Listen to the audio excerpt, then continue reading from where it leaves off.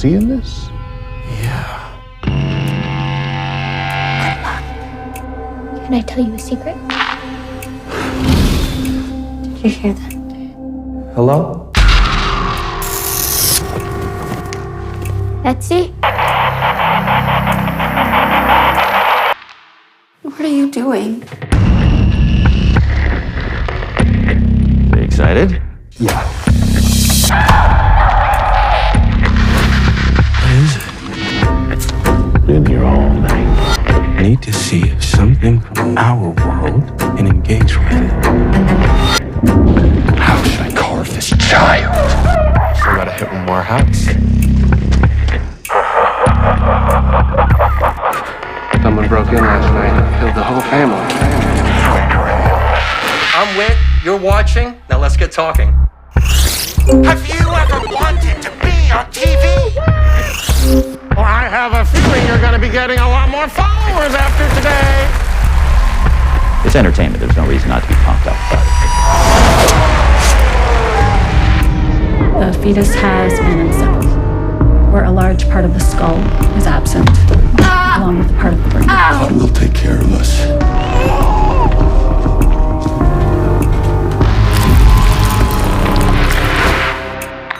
Once upon a time, there was a girl named Belle who wished for a better life but was under a spell. One day, a fairy heard these cries. We're going to have to bond. And it's your fault. Betsy, you shouldn't have to be here. That was a nice story. For being about a scary whistle. I can't let it hurt my family. Kill our baby! Boy, anyone miss you? Are you guys going to sleep?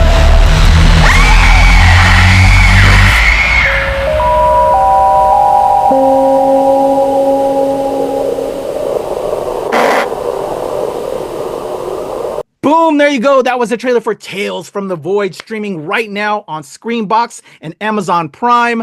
I'm Kuya P. This is Nerds Rule the World. Joining me to talk all things Tales from the Void is showrunner, creator, writer, director, producer, Francesco Loschiavo. Thank you so much for your time today, sir. I appreciate it. Thanks for having me on. I'm excited to be here. Oh, definitely. My friend, as a critic, as a film guy, filmmaker, I have to watch a lot of things. And sometimes when you watch independent stuff, it's not always that great. So I have to tell you, Francesco, when I finally put eyes to this series that you have on Screenbox, I was delighted. It gave me all those old school vibes of, oh my God, Tales from the Crypt, just all those genre horror series that I grew up loving. So just bravo to you, your cast, your team. It just all looks so very good. Where did this idea to do this series come from? When did the apple hit you in the head to make you put fingers to keyboard or pen to pad and just get the workings up to start this new series? Yeah, for sure. Well, thank you for watching the show. I'm glad you enjoyed it. Yeah, for me, I kind of grew up in the '90s on Goosebumps and Are You Afraid of the Dark, and with a show in Canada called Freaky Stories. I was on. I used to watch as a kid, and I found I used to read a lot of stories on NoSleep late at night because I felt like that short form kind of creepy 20-30 minute story horror just didn't exist anymore. I think there's a lot of anthologies out there, but they're like a full movie commitment. If you watch like Cabinet of Curiosities or Black Mirror, and even like Creepshow, I think it's fantastic, but it's tonally different. It's a little, has a little bit more comedy and a little more camp to it than our show. So I just was looking for like what I would describe as like an adult version of Goosebumps, and I feel like I found that on Reddit. I used to read those stories before bed all the time, and I had just said to my writing partner John, who's one of the co-showrunners on the show, like, I don't understand how no one's made this. Like, there's so many good stories here, and the NoSleep podcast was doing them, and we were a huge fan of their work, so we were trying to make something that I would watch, and yeah, I hope people like it.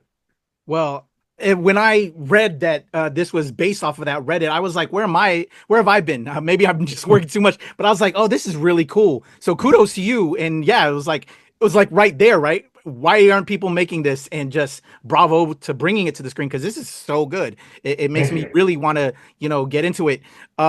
We have 6 episodes, I believe, right now available. Is there a season 2 hint, or at least I hope, I hope some distributor in Canada or here in America gives you that money, because I think y'all deserve it. This is really entertaining, not just to blow you up, but it is. I'm like excited for it. We hope so. We're having a few conversations right now.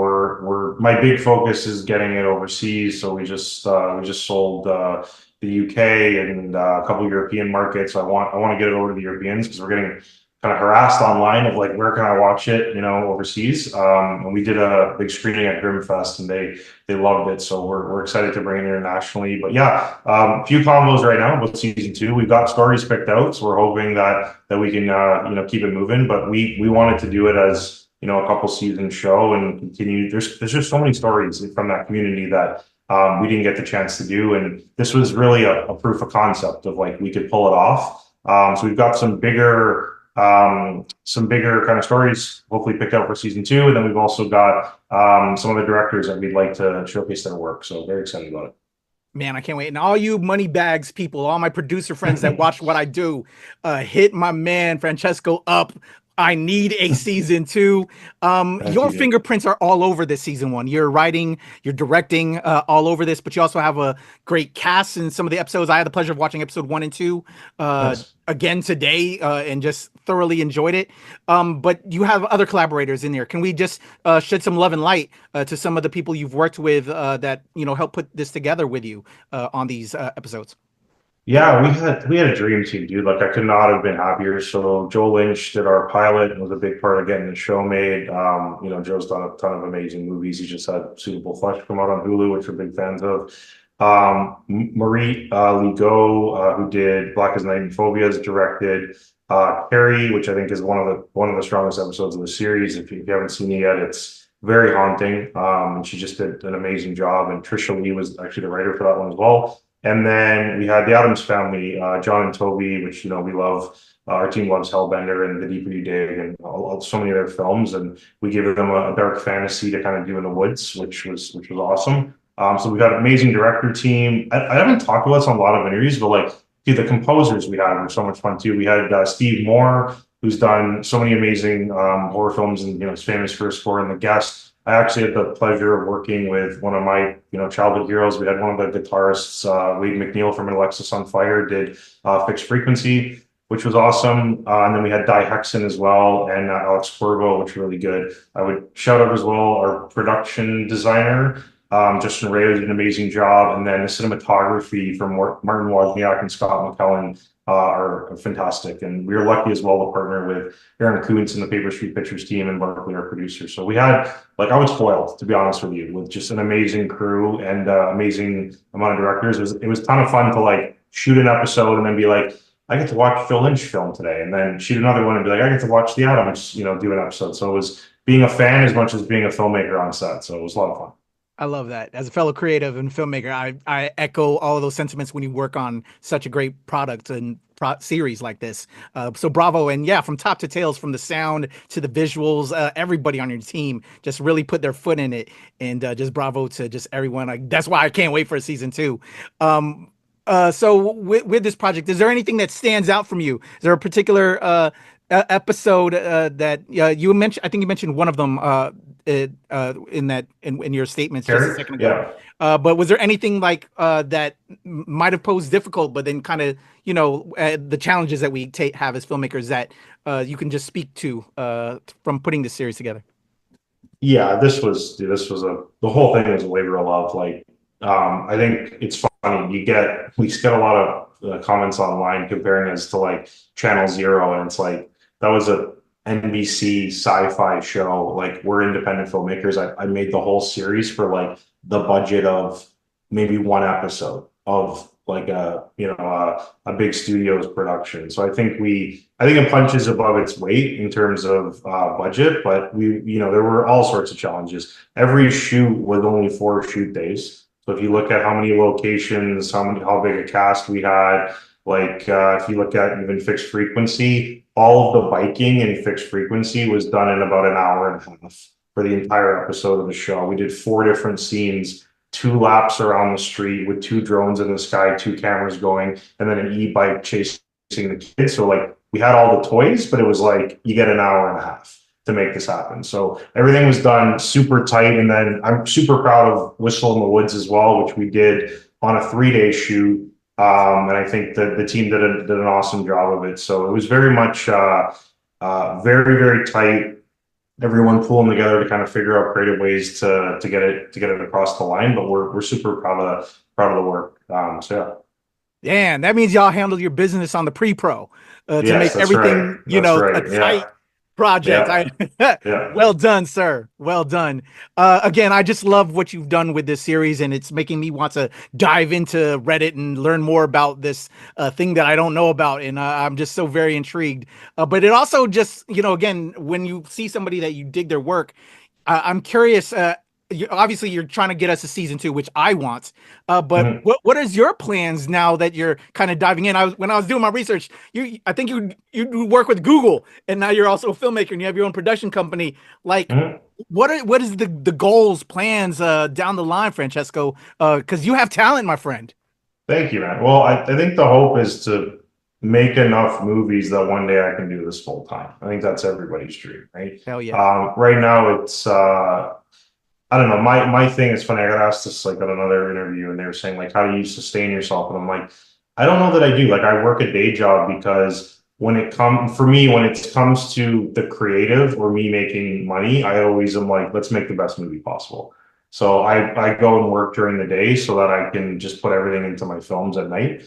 But also knowing that that's not sustainable long term. So for me, I'd love to do another season 2. We're trying to partner with a bigger production company, so it's less kind of work on us. And then I'd like to do some features. We've got kind of a haunting in a fishing village that we're looking to do out in Eastern Canada, Newfoundland. And then something quite personal to me that I wrote that's kind of a coming of age comedy. So kind of, I want to try to get into doing more features, but we'd love a season 2. I think the show has enough legs and we put enough time, building it out, that I'd love to do at least another 6 or 8 episodes, because I think there's so many good stories on that forum. So yeah, hopefully season 2 and maybe a feature from our team sometime soon. Hell yeah. So more horror and then also a little bit of comedy, as you said. So I'd be very curious to see you kind of expand yourself. But bravo on this. Just such a great series. And let me remind everybody again, Tales from the Void is available from Screenbox as well as Amazon Prime. And let's just let's spread it out on the internet that we demand a season 2 so Francesco can push it to the people he's talking to, because I can't wait to see it. And just such a talented team that you have, Francesco. Shout out to everybody from your cast, your crew, and yourself, man. Just bravo. With just the amount of things I got to watch when you see something, when you see greatness, you got to recognize it. And I want to give you your virtual flowers, my friend. Thank you so much, man. I'm glad you enjoyed it. Thanks for having me on. Definitely. Everybody, Francesco Loschiavo, and I'm sorry if I brutalized it. Amazing talent. He is the creative director, director, showrunner behind Tales from the Void. Go check it out right now. It's on Screenbox as well as Amazon Prime. And let's demand a season 2. I'm Kuya P. This is Nerds Rule the World. All right, there's a cut. Thank you.